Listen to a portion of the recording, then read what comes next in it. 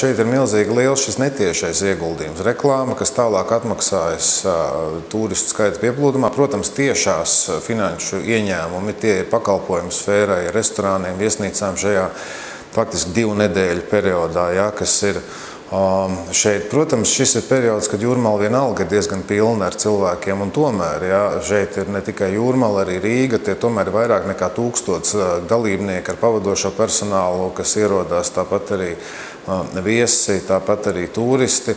Tas nav ieņēmums pilsētas kasē, tas ir ieņēmums valsts kasē, jo mēs zinām, ka no uzņēmējdarbības un no pievienotās vērtības nodokļa jau nodokļi pilsētas kasē neiet, tie iet valsts kasē. Ja.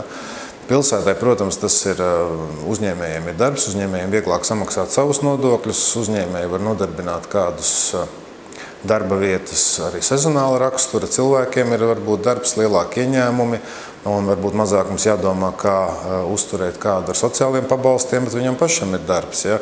Tie tādi vairāk šeit ir netieši, ja, ko ir ļoti grūti aprēķināt.